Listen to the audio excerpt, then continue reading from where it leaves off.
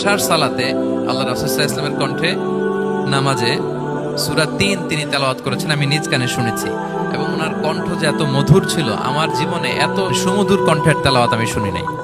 আল্লাহর হাবিব সাল্লাল্লাহু আলাইহি ওয়াসাল্লামের কোরআন তেলাওয়াতের যে কণ্ঠ এত সুমিষ্ট ছিল, এত চমৎকার ছিল, শুধু তেলাওয়াত শুনেই অনেকে শাহাদা পড়ে মুসলমান হয়েছে।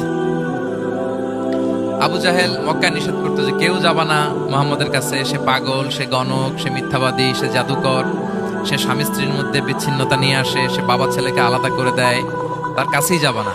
আর সে যা বলে শুনবাই না, কানে আঙ্গুল দিয়ে রাখবা। তো মানুষকে যেটা নিষেধ করা হয় বেশি, মানুষের ওইটার ব্যাপারে আগ্রহ থাকে বেশি।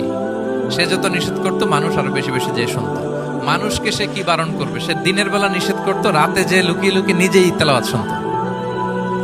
তাহলে চিন্তা করেন যে আল্লাহর হাবিব সাল্লাল্লাহু আলাইহি ওয়াসাল্লামের কোরআনিক রেসিটেশন কত চমৎকার মেলোডিয়াস ভয়েস হলে স্বয়ং আবু জাহাল রাত্রিবেলা লুকিয়ে লুকিয়ে কোরআন তেলাওয়াত শুনতে যেত আল্লাহর হাবিব সাল্লাল্লাহু আলাইহি ওয়াসাল্লামের কণ্ঠে।